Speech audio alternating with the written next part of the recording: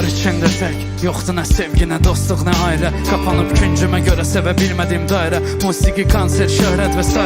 Sevgi cəngavərini öldürüb soydum. Sən daha yaxşılarını layiq, sən nağılını danışıb yenə doydum. Təklik taleyi bir ömür boyumu və sonda özümlə tək. Asanda, axanda gözümlə bərk. Sıxıram bu yaşı, axı mən bu yaşa çatmışam, yol boyu özümlə dalaşıb. İnanıram özüm öz yalanıma aldadıram. İlk görüşlərdə valdadıram. Geçdi gəlmə daha imdadıma.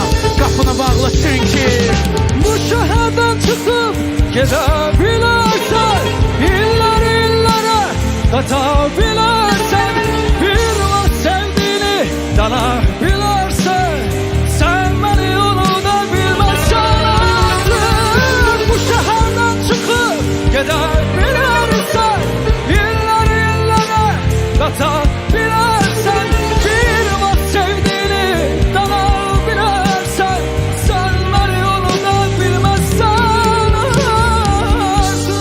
qayıtdım ana. Bir il əskərlikdən sonra görəndə sevindiyin qədər sevin. İnanmıram səni kimsə mənim qədər sevir. Amma bunu dilimə gətirmirəm, sanki danışsan dinsəm qanıyar dilim. Ona görədir yəqin məni tanımayanlar daha çox sevir nə ki tanıyan biri.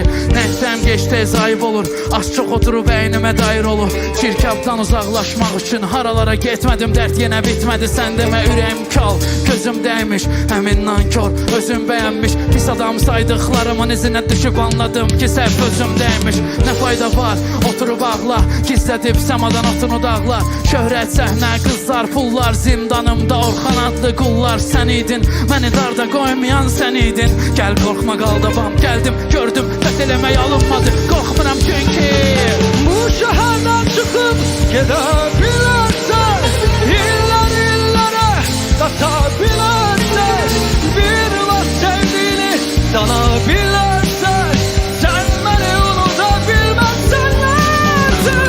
Bu şəhərdən çıxıb gedə bilərsən, illər illərə qata bilərsən, bir vaxt sevdiyini dana bilərsən, sən məni unuda bilməzsən artıq.